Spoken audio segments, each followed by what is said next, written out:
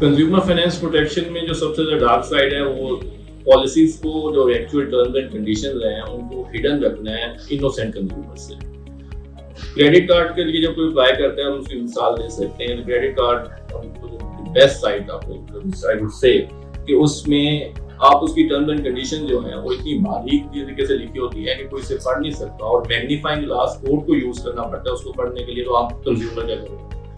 आप without any transaction आप देखेंगे आप उसका जब बिल आएगा तो देयर 4 to 5 हेड्स ऐसे होंगे कि कंज्यूमर बेचारे को पता भी नहीं होगा कि यार ये मैं क्या हटा कर रहा हूं। तो वो जब बैंक से आप उसकी कंप्लेंट्स करते हैं तो वो कहते हैं ये तो टर्म्स एंड कंडीशंस के अंदर लिखा हुआ। और वो ऐसी टर्म्स एंड कंडीशंस है जिसके बारे में ना बताया जाता है ना कोई पढ़ सकता है उनको और उसको अप्लाई कर दिया जाता है। इसी तरह दूसरा जो पर्सनल लोन्स के केसेस हैं या ऑटो के केसेस हैं वहां पे जो सबसे जो बुरी चीज है कंज्यूमर के लिए हाईएस्ट रेट ऑफ मार्कअप जिसको हम इंटरेस्ट कहते हैं, प्लस उसके अंदर काइबोर का आम बंदे को नहीं पता। काइबोर ये है कि 6 मंथ्स के लिए या 3 मंथ्स के लिए रेट ऑफ मार्कअप ये होगा, 6 मंथ्स के बाद या 3 मंथ्स के बाद वो चेंज हो जाएगा। वो चेंज होना जो है वो कोई उसको एक्सपेक्ट ही नहीं कर रहा होता। एक बंदा कहता है कि यार अगर आज मैं 10,000 इंस्टॉलमेंट पे कर रहा हूँ, 3 मंथ्स के बाद मुझे 12,000 15,000 की इंस्टॉलमेंट का नोटिस आ गया, हाउ इज इट पॉसिबल? तो बैंक आगे कहता है जी कि आपने तो काइबोर बेस्ड फाइनेंसिंग दी है तो उसके अंदर ये चीज लिखी है। तो यहाँ पे उसको टर्म्स एंड कंडीशंस को एक्सप्लेन ना करना प्रॉपर्ली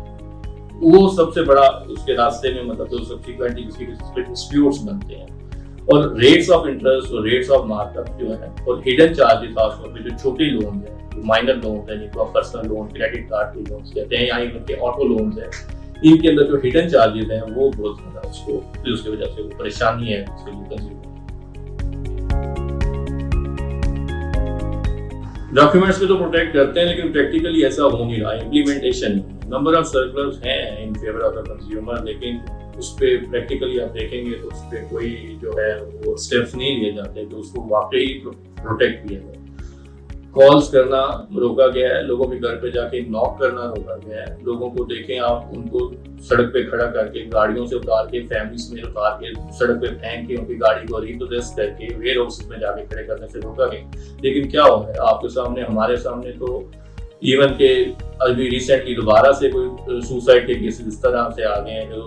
लोन जिन्होंने रिकवर करना था उनकी 2-3 कॉल्स गई हैं और वो बंदा डिप्रेशन में था गया लेके सुसाइड। तो इसलिए प्रैक्टिकली कुछ नहीं हो रहा। डॉक्यूमेंट्स में, पेजेस पे, बुक्स में हम काफी कुछ देख लेते हैं लेकिन उस पर इम्प्लीमेंटेशन नहीं है। तो State bank of Pakistan according to me जो है जो उसको एक मदरली रोल प्ले करना चाहिए फॉर द कंज्यूमर को नहीं कर रहा, रादर इन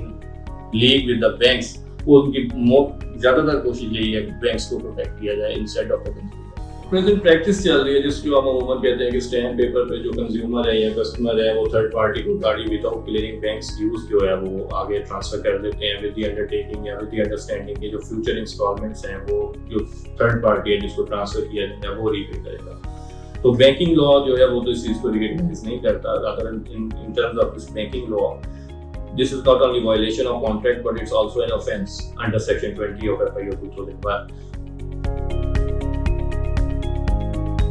अब देखें इसमें ये जो प्रैक्टिस अडॉप्ट करना शुरू कर दी थी बैंक्स ने कि वो पुलिस के थ्रू या FIA या नेट के थ्रू जो है वो they started developing the disputed amount. I would like to say the word disputed amount. Disputed इसलिए कि जब तक कोर्ट से डिग्री नहीं करती उस वक्त तक वो डिस्प्यूटेड अमाउंट है। और इसके पीछे रीजन जो दी गई थी और इवन के sometime in there was an article in the newspaper कि हमें कोर्ट्स पे एतमाद नहीं था। This is what which they said और I think that Dawn में था या I am exactly not sure news में था। वहाँ पे उन्होंने स्पेसिफिकली ये वर्ड यूज किया कि we don't trust Pakistan judicial system. तो हमने पैसा अपना दिया तो हमने अपने तरीके से एक तरीका बताया। लेकिन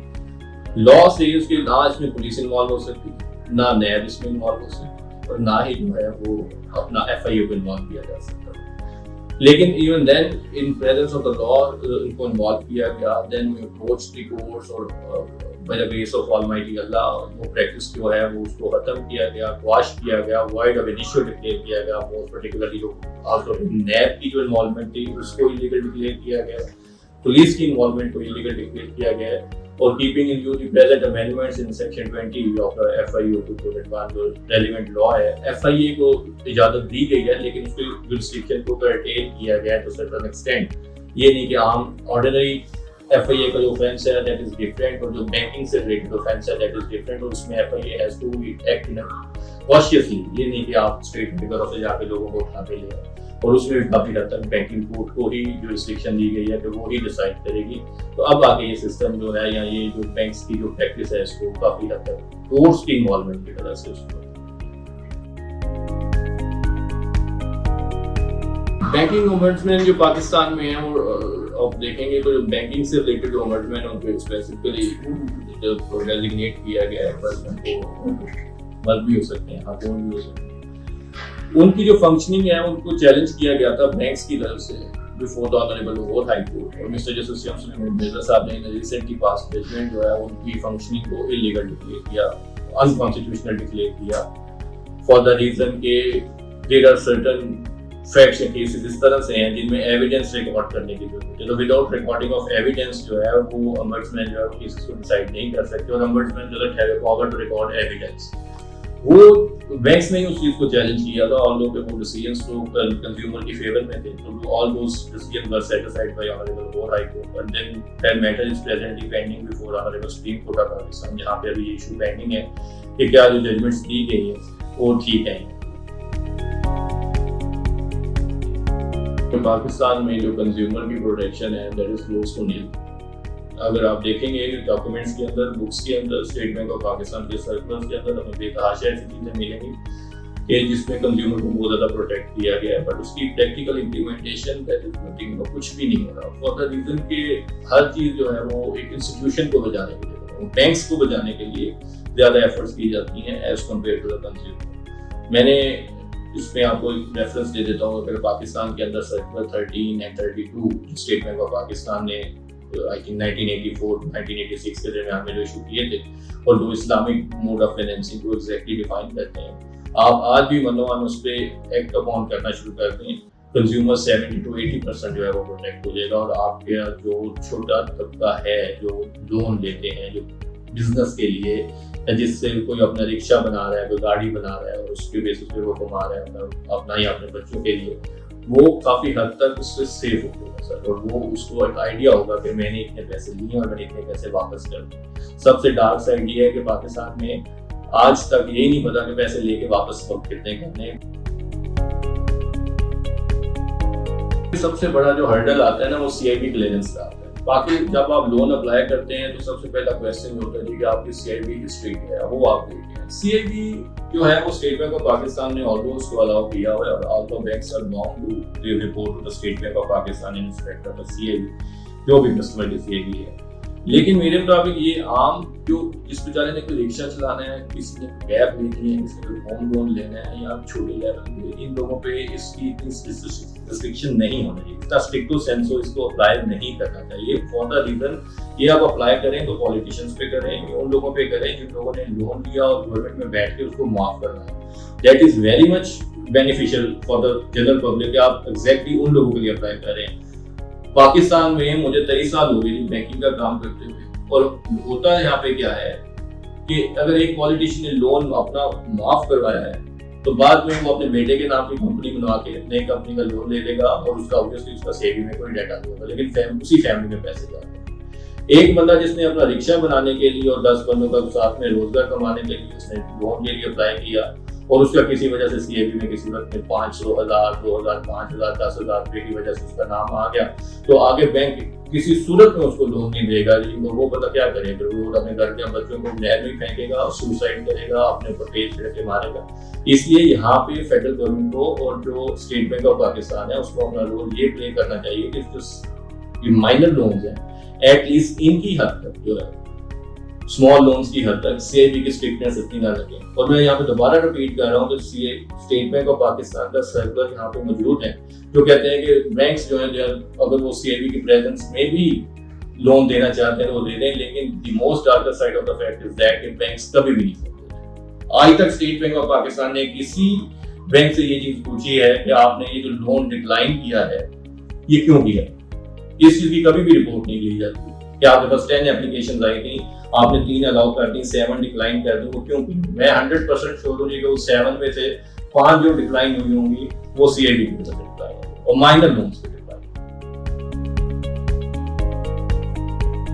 सर ये हम आज का जो पाकिस्तान में लॉ एप्लीकेबल है वो इससे related, this is financial institutions recovery of finances ordinance 2001।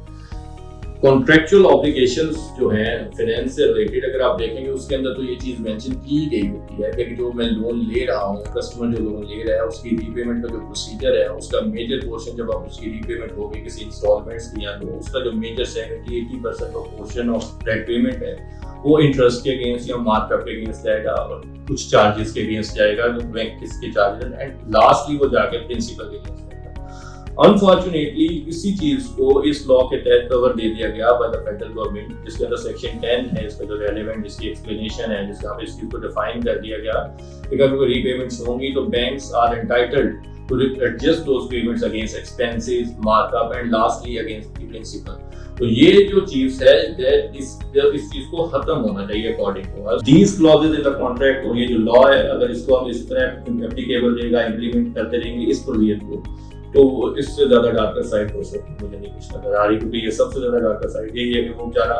जिस तरह मुश्किल से अर्न करके रीपेमेंट करने जाता है और 3 साल के बाद प्रिंसिपल उसी जगह पे रह गया और बेशक आपने 3 टाइम ज्यादा पेमेंट कर दी है प्रिंसिपल से, लेकिन वो सारी की सारी माफ कर दी। डार्क साइड सबसे ज्यादा मेरे मुताबिक तो ये है कि policies should have been there कि आप कंज्यूमर को प्रोटेक्ट करें और पाकिस्तान जैसे गरीब मुल्क में तो जरूर करना चाहिए, लेकिन जितनी भी यहाँ पे पॉलिसीज बनती हैं और जो इसकी इम्प्लीमेंटेशन भी होती है यहाँ पे वो हमेशा बैंक्स को प्रोटेक्ट करने के लिए और उसी को चलाने के लिए बनती है। कंज्यूमर की प्रोटेक्शन के लिए अगर कोई ऑर्डिनेंस, कोई लॉ या कोई सर्कुलर स्टेटमेंट ऑफ पाकिस्तान कहा भी जाए तो वो शायद बस बुक्स में ही रह जाता है, लेकिन प्रैक्टिकली उस पर कोई इम्प्लीमेंटेशन।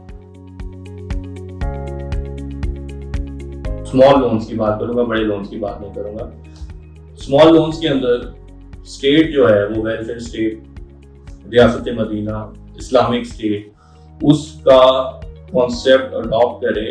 और जो लोग जो नीडी पीपल है उनको एटलीस्ट 5 मिलियन तक विदाउट इंटरेस्ट या बिल्कुल माइनर रेट ऑफ मार्कअप के ऊपर आप लोन दें। तो इसके लिए यूनिफॉर्म पॉलिसी और स्टेट इसको अपने अंडर रखे, फेडरेशन इसको अपने अंडर रखे और वो आपको रीपे करेंगे।